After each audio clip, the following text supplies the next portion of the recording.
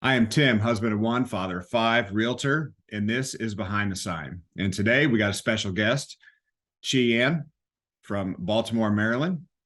My pronunciation okay there? You're great. Awesome. Well, that's important to me because I hate when people mispronounce my name. You're from Baltimore, and when I look at it, you work in the downtown area mainly, and you go up north a little bit. Do you just do all of Baltimore, or do you focus in certain areas? Uh, for me, mainly Baltimore City and then Baltimore County. I know it might be confusing for some people. So there is a Baltimore City, and then there's the Baltimore County that wraps around Baltimore City, mainly the west, the north side, and the east side Yeah. of Baltimore City.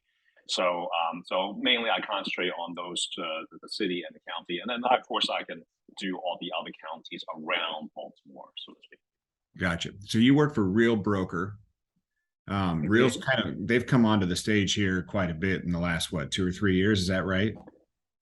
Yeah, I joined basically almost a year and 3 months ago. Personally, I was with KW Keller Williams for about 12 years. That's why I started my real estate journey, so to speak, as a realtor. I worked for a real estate title company for 11 years before I became a realtor.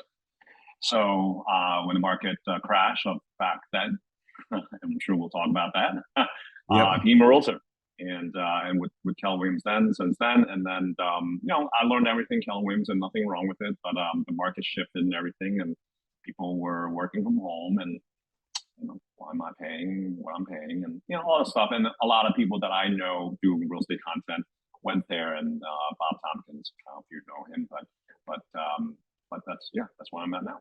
Well, for a lot of people out there that aren't real estate agents or thinking about getting into the business, we are independent contractors, and I've always had the belief that no matter what brokerage I'm at, I'm going to succeed. And that's one of the things. Like, what happens is as you get more volume, you get more opportunities, you can get better splits. And some brokerages offer more of what caters to your style, and that's why some of these changes happen. And I've noticed, Real Broker has been one of those that you see a lot of the top agents around the country, the ones that are making a splash, right? I just had that conversation with someone this morning about, if you're not willing to try new things, you get left in the dark. And I've been in the business for 16 years, and I look at the agents when I first got in that were doing tons of volume. They're not really doing a whole lot anymore because they weren't willing to make the change. They weren't willing to move to the social media and do some of the things that we're doing. They just wanted to do it all off relationship. And unfortunately, relationships, they're important, but they're not as important as they used to be. At least that's how I feel. Well, at the end of the day, you help the client moved away, they're gone. They're, nothing wrong with that. That Yep. you help them move away, and then you have to cultivate new clients one way or the other. I mean, I know agents that don't have any social media um, presence, and they're based off of relationship, which is fine. And Mhm. I think everyone, like you and I, we're doing what's comfortable for us. You know what I Yep. mean? Not Yep. everyone's meant to be doing 3 TikTok posts a day, or however many that we do a day, or Right. do an Instagram story or Facebook story. So I always say, pick your lane, pick your one or two or three lanes that you're very comfortable with, that that's you who you are, and just do it forever. Yep. So we met via TikTok. Yeah. And TikTok's one of those things where I remember when I started TikTok back in, like, I think 2019. And just I always watch my kids. I had teens back then, still do. I had teenagers, and I'm like, okay, they're the next generation. I need to get into this thing now. And I just offhandedly made the joke to one of my kids. I'm like, I'm going to become TikTok famous before you. And they were like, no, dad. And that's when it all began. That's when the challenge started. And I'm like, it's on, buddy. But I don't know if I found you first or you found me, but either way, I saw a video recently. I think it was a live, and I don't watch lives too much, but since you were on it, I was like, sure, I'll watch for a little bit. And you said something that stuck with me, which we'll talk about a little bit later, but it's something that really I feel the connection, and that's one of the reasons why I wanted to have you on today, is to kind of talk about that. We'll talk about it a little bit. Don't let me forget. All right. But first, let's do the boring stuff. All right, your market in Baltimore. What's it like inventory wise? Like, what are you seeing happening right now? So I literally just showed a house today in a neighborhood that's very desirable in Baltimore City. There was a showing right before I showed. There was a showing right after me. So I know that in just that personal experience of literally an hour ago, that people are still buying. Yep. People still want to buy. People still want to buy in the neighborhood that are desirable. Hmm. Now, of course, all goes into the numbers of the current interest rate and everything else. And every buyer is just looking, okay, can I afford to buy in the neighborhood that I really want? So the big talk of everything of TikTok and all this crazy news and YouTube and stuff like that. Yes, of course, there's a retraction, and both you and I have been through enough to Hmm. know there's always an up and down in real estate, and due to the market and the elections, and the presidents, and everything else that wraps into the whole real estate market. Um, people lives change. They Yep. have to. They. I showed today because they just had a second kid 2 months ago. Yep. It's like I need another bedroom. They only have a two, and I helped them buy that house six years ago. You know what I mean? Yep. So Yep. to have that repeat client, they just had a second baby. They want an extra room. They're ready. Isn't that There's a fun? house that fits in their budget. Isn't that fun to have a client and you're like, oh, you got another kid, and you get to meet this new baby. You're like, this is freaking amazing. It's you get this as an agent's been done. All of a sudden you get this Facebook message or text like, "Hey, Jay, there's this house I want to see. Can we see it?" And I'm like, Sure. "Yeah, of course." Yeah, So one of the things that so to kind of answer your question, yes. Okay. one of the things that I love is when you show houses to couples and you find out that they're having a kid before any of their family, because you're their safe space, right? Like, you Right. don't know their family, you're not going to tell anybody. They're buying a house, and they're like, well, we're expecting a kid, and I'm like, oh my gosh, how far along are you? Oh, 3 weeks. But I know, right? that is fun. That is fun. So we're seeing some of the same stuff in our market. I listed a house and I had 5 people immediately. It was an $800,000 house, and in our market, the average price is around 300, 350. So it's a higher end home in this area, and I had 5 people from out of state diving at the house. We sold it already. Boom, done. So if you price a home properly, there's still buyers out there. Our inventory is low. Is your inventory still pretty low?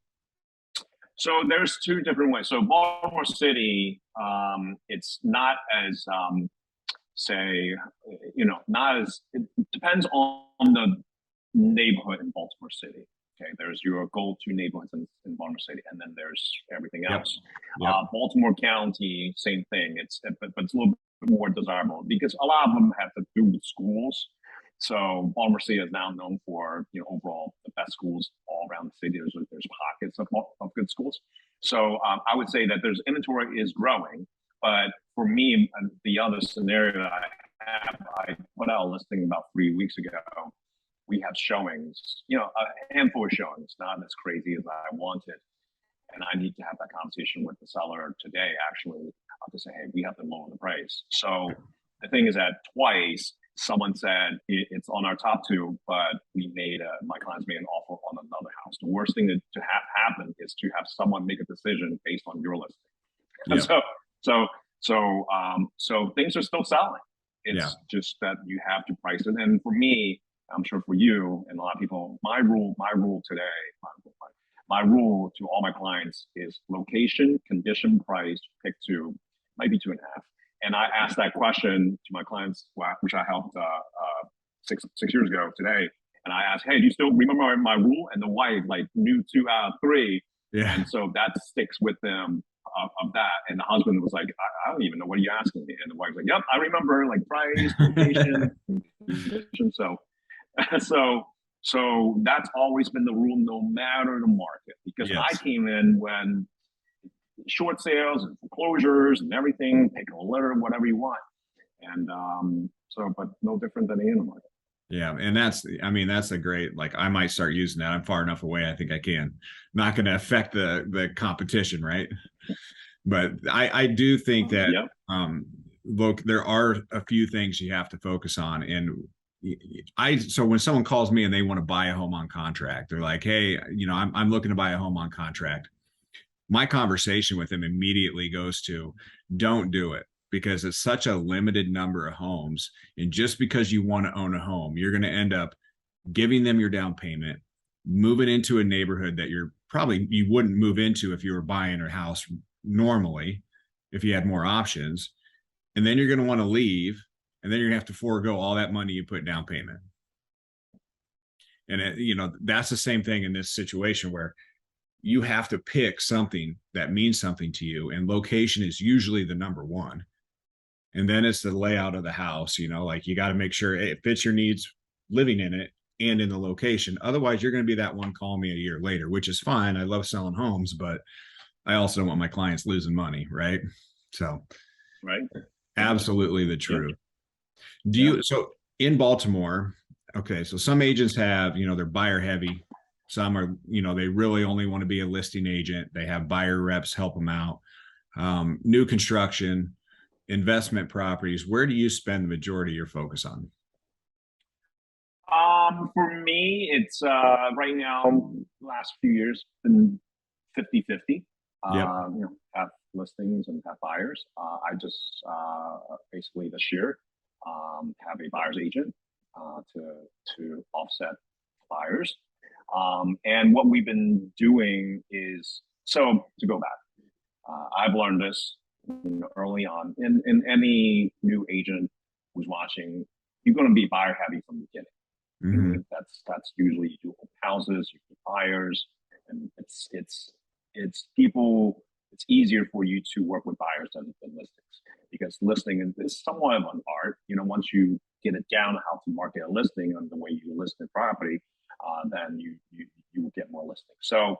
So for me to be a successful agent, you want to obviously to have as many listings as possible to leverage your time and helping hopefully get a buyer lead from it, from an open house or a sign call or internet, anything like that. So you can get multiple transactions from a listing. So for me right now, if I want to jump ahead to your question, is that right now, because the market is shifting, Mia, that's the agent, and I are doing a lot of home tours and we're in around Baltimore. So we'll do batch recordings every twice a week or something like that, and then once a day we'll do a quick minute home tour of that condo or that $500,000 house or $600,000 house or $200,000 condo, whatever it is. So that we're trying to get out there that we're showing properties in Baltimore, what you can afford in Baltimore, in around Baltimore, so that it's more of a people can see what's available. So that's been our concentration right now of what we're doing. Cool. Yeah. We all get in the business, and you hear, do you have a real estate coach? I do not. So, like, I have a real estate coach. I've had the same gal. I think it's almost 8 years now. It's insane. But, they push, get a buyer. You need help. You need this, you need that. And, I always felt that sense of loyalty to my clients. If someone calls me, I feel like I need to help them. So I have a control issue. Like, I'm sure I've got agents that can do just as good a job as me, right? Like, but I feel that sense of, like, I want to help them. That's, and if I have someone refer somebody to me, they're expecting me to handle it, not somebody else. And that's not always the case. And I just have a real tough time with that. But, it's a very limited, thought. Like, that limits my ability to do more business, because I'm not good at giving stuff out, right? Like, and it's not about the money, right? It's about me helping them. It's about me wanting to make sure 100% that they're getting the service that I think they deserve. I totally agree, and I've been doing it by myself really until last year, really, to tell you the truth. And the reason I have her on my team is long-term goals, obviously. And the thing is that we used to be neighbors. I sold her house, not to get into it, sold her house because she was separated. And then she's only living, again, 5 minutes away from me. And she was the PTA president of the local elementary school. Yeah. So she knows Hmm. tons of parents, right? Yeah. I mean, she just has influence. So that's one big part of it. And her personality is one of those outgoing personalities. Put her in a room, she would just make friends left and She right. owns the So room. there's a lot of other factors to it. The other thing is, of course, leverage of time. That if I go on vacation, I have someone there. If she goes on vacation, I'm here. This is a single agent. Sometimes it's like, oh my god, I gotta who can I rely on to look over Yeah. my files, my Yeah. clients? That's things like that. So do you have an And trust me, assistant? I do not have a full time assistant. I have a transaction coordinator here for a transaction. Once ratified, then here we go. You take care of everything. So that's the other leverage I leverage. Yeah. And you know what? I've had an assistant. So first of all, my wife, she's a real estate agent with me, but that luxury of if I can't be there, I'll send my wife, like that doesn't happen because typically one of us, like if I'm doing something, she's probably doing something where I can't do it. Or if I can't, someone's got to help with the kids, if it's an evening type thing, so it's not real easy for me to ask my wife to fill in for me. Now, occasionally I can, but um, so when we had our 8-year-old boy, when the first kid we handed him to was Dora, my assistant, and Dora and my wife would talk, and my wife was like, "You need an assistant. Dora is interested in getting out of daycare." And so we just figured, hey, she can come be our assistant. And then if my wife and I need to do something, then she can go watch the kid. It was an absolutely perfect arrangement. And it's been 8 years now. She's been with us this entire time. So we feel like we struck gold with her. But I'm telling you, if you can get an assistant in there that handles that stuff, it is so nice. It is so worth the money. I mean, I can't even, an extra 4, 5, 6, 7 deals, whatever it takes to pay that side of it, you'll double that in business because it's so worth it. It's crazy. It's all about leverage. Yep. Yeah, absolutely. Absolutely. All right. So I wanted to ask you about your passion. And is your passion real estate? Now, I know like this is our job and we want to help people buy and sell homes, but is that like your long-term goal, your long-term passion? So I Loaded mean, question. go back from the beginning, my childhood. So yeah, so I was thinking about this.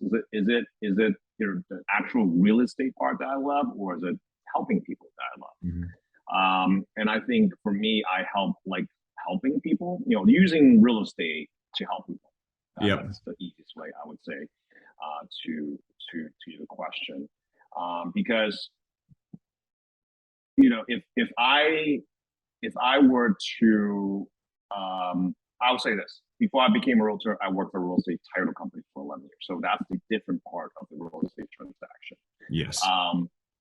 And I can only make so much money physically because I did all the processing. I can do all of like type of binders, prepare settlement statements, hot ones. That's what's called back in the day. And I did settlements. I was a licensed settlement agent. I would drive all around Maryland to people's home, refinance, sitting kitchen table, dining room table, couches, whatever on top of the car to refinance their house and things like that. And then at the same time, of course, to purchase settlements, people's offices and things like that. So I learned a lot through that. And I knew that I can only make so much doing that. I could have 12-hour days. I can work from 9 and do 3, 4 settlements at night. Come home. I would say this. I know every fast food restaurant and what highway and what Taco Bell to that part of the county, whatever. And I would come home and then I would eat my Taco Bell, notarize my 3 packages, and go back doing the same thing. So when the market shifted, I'm like, well, I don't think I'm gonna go back to college, going back to school because I didn't know what I would do. So the easiest way to have my own business is to be a realtor. Instead of the end of the transaction, I went to the beginning of the transaction. So being a realtor, as you know, and everyone knows, is sky's the limit. You can make as much money as you want it to be to amount of time that you put into it. More Yep. time you put into it, the better, you get more money. So to kind of answer your question is that I like helping people because when I was doing settlements, I love just seeing different people every day. I was sitting at the kitchen table and just having a chat about anything. I Yeah. learned a lot from that. So why not make it into a business and be a realtor and to really help people in the biggest biggest one of the biggest um, decisions that they have to make, Yep. family, marriage, kids, and real estate. So to answer your question, I would say helping people is a little bit more than the actual physical aspect of real estate. Yeah, I mean that there's so much enjoyment in that. Like you get to the end and you see someone moving into a house, and like I said, they call you and they say, "Hey, we're having another kid." Like that is ultimately that's the greatest feeling, right? Like if you could have that every time, that'd be amazing. And there are times where there's a lot of, I mean, you don't feel very appreciated very often, right? Like there's a lot of times where people are like, "Oh, I'm going in to have a baby." Okay, well, when the baby's born, can you do this? And it's like that literally happened. Hey, we're at the desk 10 o'clock at night. We're at the desk at the hospital. We're in labor. We're about to have a baby. Oh, okay. Well, our listing is pinned in the wrong area on Zillow. Can you get that changed? Tomorrow morning, of course. I'm like, so there are times where real estate can be a real struggle. And I'm sure you've had those, those same types of situations where it's like, so frustrating. But like for me, my passion, let's go outside of the helping people and professionally, you know, my passion came from I went to college because I wanted to be a photography teacher. Um, Back in the day, I had my own darkroom in my house. Real film, right? That's way back in the day, not this digital Okay. stuff. But that was like my passion. So when I got into real estate, that never happened, right? I sold food. Um, but when I got into real estate, I was like, I saw an opportunity for me to take photos and for me to take pictures. And in 2004, there weren't people taking great pictures. Today's cell phone is 50 million times better than the pictures we could take back then. And so that was where I started. That's where I started marketing, was just with photos. And then 2012 and 13, it evolved into YouTube and videos. And my first videos are absolutely hysterical. They're so bad. I used to do the photo slides were my first videos, and I used the song from Blake Shelton Home in like every single one of them. But it is what it is. So I guess what I'm saying is I took my passion, which was my passion for the camera, and I implemented that into what I was doing, which was real estate. Now, what you had said in that live struck me to the core because I talked to my wife about this a lot. She's like, "Well, what do you want to you do all these videos? You do this, you do that. What do you want to accomplish with that?" And I'm like, "I don't know. I don't really know. Like what is there to accomplish with it, right?" Right, right. No, actually, when you were saying, my passion really, I'm not one. My passion is helping people. Are we frozen here? Are we good? Okay. I'm I'm good. sorry. Okay. So in I took some acting classes. I'm like, well, let me try acting. Okay. And just like anything that you do in life, you can't just you can't just have to do it. You have to Yep. do it. No different than being a realtor, no different than being a chef, no different than being a painter, photographer, whatever it is. So I did my toe on it a little bit, local stuff, things like that. And for the technology to literally film anything you want with your phone and make it as professional as it can be, uh, the power that we have now in our palm of our hands is so different than before. So yeah, doing videos. So my passion is doing videos and kind of act out certain parodies and things like that. So if I can create my business ultimately to create content enough for people to watch it enough and to ultimately reach out to you and I to say, I want to buy a house, I want to sell a house, I want to Mhm. do whatever I can to associate yourself, with you, and I can give the basically transaction to my team. That will be my ultimate Yeah. goal. That will be the ultimate leverage of my business. Yeah, to be able to, I mean, even your handle is, I don't know it off the top of my hand, but I know at the end it's like kind of a spin-off of HGTV, right? Yes, yes, it is. It is. And sorry about. So my story of that is that before TikTok, before I think even Instagram, there was Facebook Live. It might be Instagram. Facebook Live. I was doing Facebook Live on one of my brokers open, and one of the title agent, he just started. He's like a marketer for the title company, and he's like, "Oh, you should call yourself HGTV." Oh, there it is. She Yeah. and I'm like, huh, okay. And then I'm like, all right, I'll just start using that. And then he like quit 2 weeks later. So I forgot his name. I don't know who his name is, like, but he's the inspiration of me calling myself HGTV. And people, remember that. And as Yeah. you know, Gary Vee, create a brand, whatever you're doing, be the media company of your brand, of your business, comma, realtor, lawyer, doctor, and all this kind of stuff. And as we all know, everyone has their own way of projecting Yep. themselves of who they are as that profession. So that's always been the back of my mind of what I want to do to have my media company, so to speak, Yeah. comma, realtor. Yeah. Like, so you say Gary Vee, and Gary Vee is someone I was really big into. I mean, I still love listening to him, but I feel like I listened to him for a good 2, 3 solid years, like 14, Yeah. 15, 16, right? Like, Yeah. and one of the things that he did is just similar to my story with you. Like what you said in one of your things was your passion was really being behind the camera, and video, and that type of thing.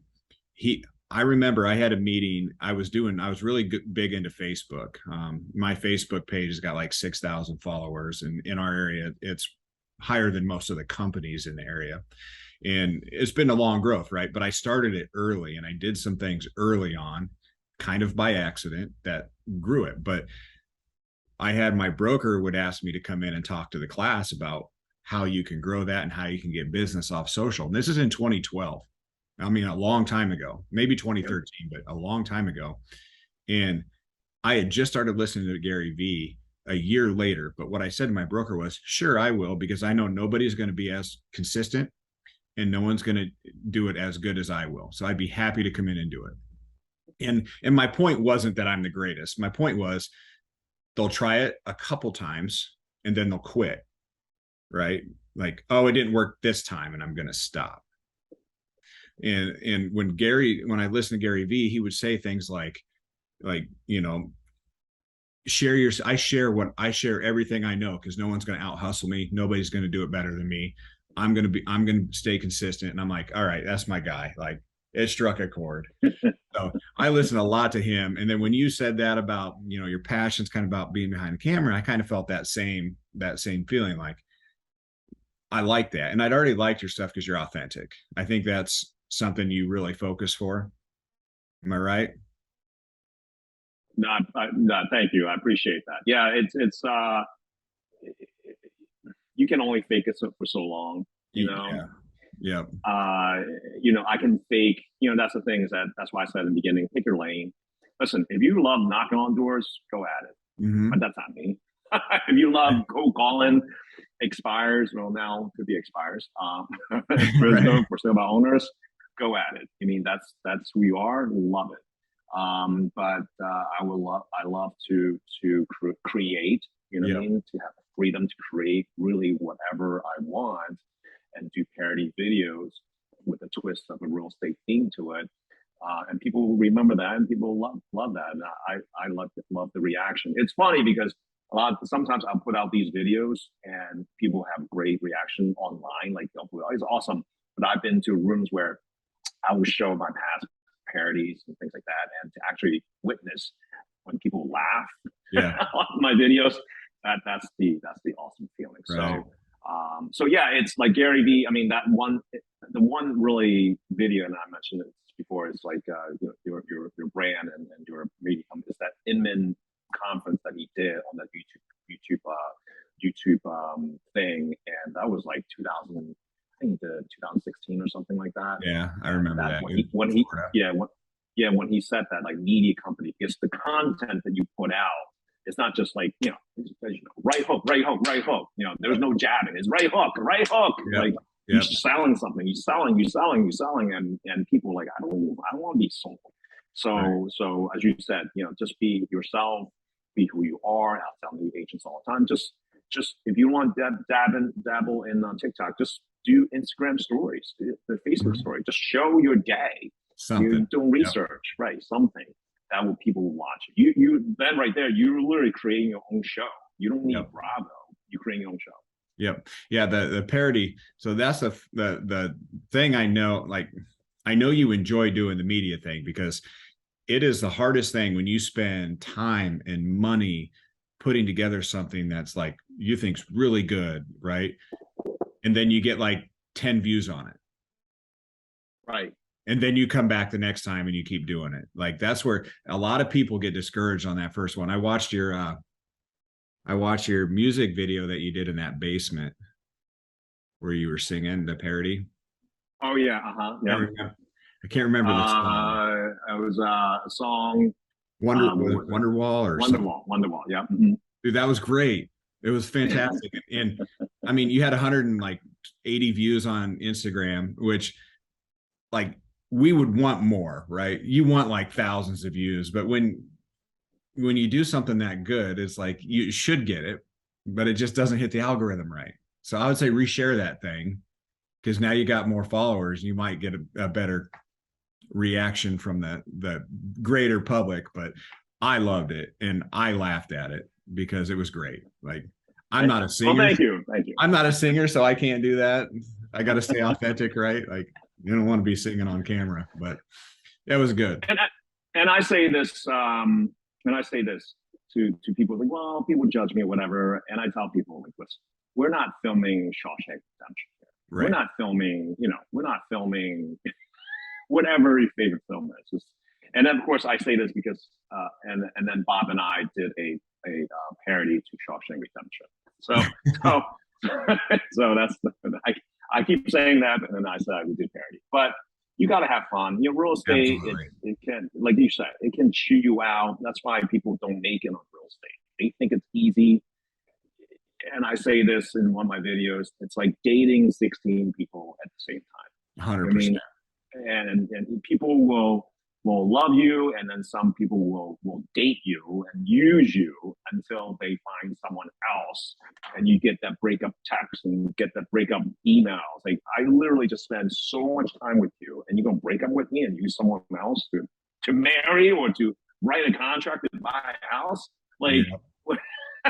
and I don't get paid. Like, what's going on? Yeah. Selling more. She's on TikTok. I can't remember exactly what her handle is, but, and you may have even someone, no, I guess it wasn't you, but someone did a stitch to her video. But it's so true. There's a lot of people getting out of real estate right now because it is so stressful.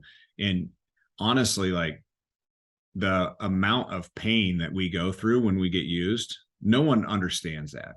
Like, they don't get it. Like, here we are, we think that they like us. We've shown them a bunch of homes. We've left our family. We've skipped out on things. And then they just drop you and just go do something else. And you're like, what did I do wrong? And you sit there and you just, like, it's crushing. But in this business, you have to be able to, like, okay, I got to have thick skin and move on, because this happens more than once. Like, it's going to happen again. Yeah, So, it will. It will. My team, my team member. I mean, we had a listing appointment with this couple. A great conversation. She follow up, and then, of course, she looked up on the MLS. Like, boom, the boyfriend listed the house with someone else. yep. Yep. No, nothing. They didn't. She and I, you and I know this. Like, well, just give me a heads up. Like, let me know. Like, yeah, Right. we'll move in Give a us a different reason. direction. Like, if and we're getting into that point now where, there's been so many people. Like, in our market, we have 3,000 agents and we've had 1,600 listings all summer long. Like, it is way too many real estate agents in the market. And we're to the point now where 3 years ago, one of our clients bought a home from somebody else, and we call them up. We're like, hey, it's all good. I just want to know what we might have done wrong. Oh, my cousin got the real estate license, so we just had to use them. I apologize for that. Well, now they're calling us wanting to sell that home because their cousin's no longer in the business. So we're starting to get to that point where we're retaining them, but it is important to call and find out, because it may be something simple and you're beating yourself up over nothing, right? Or maybe something that may not be as serious as, we always make the problem bigger inside than it might actually be. Right. And here's the thing is that, you flip the script, is that every realtor out there takes business away from another realtor. Absolutely. You know what I mean? There's a cousin, as you said, there's a cousin, coworker, mom's friends, best friend, or whoever is a realtor, and they think that they'll get that client, that buyer, that listing, or whatever. And here we are. All of a sudden, they reach out to you and I. Hey, I want to buy and sell a house from you. I'm like, well, Yep. awesome, okay. And we have no idea what other realtor. They're like, right. Yeah, yeah, didn't get that deal. yeah. Because there's a lot of that too. Absolutely. Absolutely. And the longer you're in the business, the more you become aware of that, and the more respectful you are. Some of the young agents that get in the business don't really get it. They don't ask the questions, and they just do the deal, and they really might upset someone on the other side. So asking a lot of questions is pretty important, just so we're all allies in this business, and you got to stay allies. Otherwise it can get real difficult. So, yep, exactly. Well, I don't want to take up any more of your time, but I do appreciate you jumping on. I think you do a heck of a business. I love your social media stuff, and keep doing it, stick with it. Obviously you will, but if you ever need anything, or if you want to jump back on, make sure you reach back out. All right. Awesome. Yeah, it was a great time. Thank you for having me on your show. Yeah. Hey, you have something on Instagram, like a group. Tell me something about that real quick. Instagram, a group. Well, if you go to your profile, you click on your profile, your website goes to a real estate. Oh, no agent left behind. I guess. So yeah, every month, we skipped last month, but this month, yeah, we're trying to do a monthly mastermind of things social media. First one was I think Instagram and Facebook, just social media. Next one was YouTube. This month it's actually going to be TikTok. So we're trying to, because of pandemic, people didn't meet. Now we're back to normal life. So we're actually trying to have people come to every month, once a month, to learn about social media and how to grow your business. Good enough. Yeah. Well, I'll tell you what, I'm going to let you know when we're going to post this. If anybody has any questions, they want to ask questions in the comments, I'll let you know so you can answer them if they have questions specifically for you. But appreciate your time and look forward to doing it again sometime. Awesome. Great. Thank you. All right. Thanks a lot, Chi. We'll see you later. Well, that was a lot of fun. Chi-An is a great guy. He's a great realtor. And if you like good content, he puts some of the best out there. I'll put his information down below, his TikTok handle and Instagram, YouTube. Make sure you follow him. If you have any questions, put them in the comments. We will get back to you, get you your answers. And if you have anything you want us to do in the future, we'd love to do that. Also, make sure you hit that subscribe button, and we'll see you next time.